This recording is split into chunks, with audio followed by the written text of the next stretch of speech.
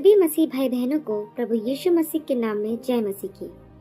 Bible stories channel पर आप सबका स्वागत है।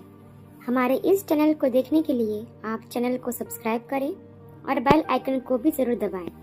तभी आपको हमारी आने वाली हर एक वीडियोस का नोटिफिकेशन मिलता रहेगा।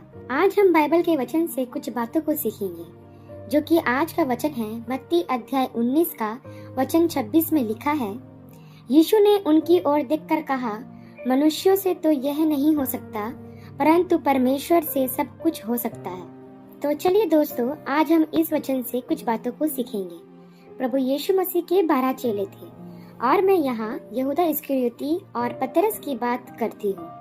इन दोनों चेलों ने प्रभु के विरुद्ध अपराध किया, परंतु यहूदा पाप में ही पड़कर मर गया और पतरस का उद्धार हुआ।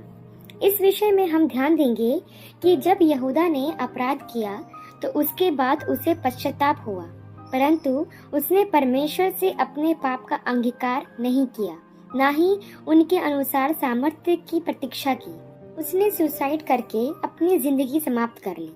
यह था यहूदा का पश्चाताप। और दूसरी तरफ हम देखते हैं पतरस ने परमेश्वर का 3 बार इनकार करके अपराध किया, फिर पश्चाताप किया और फिर परमेश्वर की अनुग्रह और सामर्थ्य में स्थिर रहा और पतरस का उद्धार हुआ। दोस्तों, यहाँ हम देखते हैं कि यहूदा ने परमेश्वर की सामर्थ्य व अनुग्रह को मांगा ही नहीं, परंतु पतरस ने परमेश्वर के सामर्थ्य को पाया भी और उसके अनुग्रह को भी मांगा और बहुतों के लिए उद्धार का कारण बना। यहाँ हमें सीखना होगा कि जो मनुष्य से नहीं वह परमेश्वर से संभव है। यदि पतरस भी यहूदा की तरह परमेश्वर के समीप ना आता, उसका सामर्थ्य व क्षमा ना पाता, तो क्या वह एक बाइबल का उदाहरण बन पाता? यदि पतरस भी यहूदा की तरह परमेश्वर के समीप ना आता, उसका सामर्थ्य व क्षमा ना पाता, तो क्या वह एक बाइबल का उदाहरण बन पाता? बिल्कुल नहीं। परंतु पतरस ने अपने अपराधों का अंगीकार किया और प्रभु यीशु की जी उठने के सामर्थ्य को स्वीकार किया और इंतजार किया, तभी वे पवित्र आत्मा की भरपूरी में चल पाया।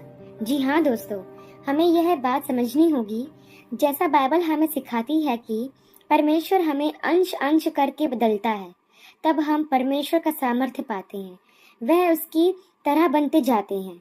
फिर जो कार्य परमेश्वर हमसे अपनी इच्छा के अनुसार करवाना चाहता है, वह संभव हो पाते हैं। तो दोस्तों, हमें इस वचन से सीखना है कि मनुष्य खुद से अपने आप को नहीं बदल सकता और ना ही खुद से सामर्थ्य के कार्य को कर सकता है, जैसे पतरस ने प्रभु की पवित्र आत्मा को पाने के बाद किया। उसने 3000 लोगों के लिए एक साथ उद्धार का मार्ग खोला था। यही वह कार्य है जो मनुष्य से नहीं, परंतु परमेश्वर के द्वारा, उसकी आत्मा के द्वारा संभव है। इसलिए हमें परमेश्वर की अधीनता में होकर चलना चाहिए।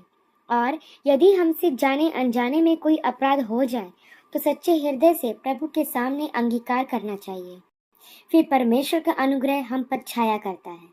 प्रभु इन वचनों के द्वारा आप सबको आशीषित करें और अपने पवित्र आत्मा की भरपूरी से भरें। अगर आप चाहते हैं कि दूसरे भी इन्हें सुनकर आशीष प्राप्त करें, तो इस वीडियो को जरूर शेयर करें, क्योंकि हमारे प्रभु यीशु मसीह की यही इच्छा है।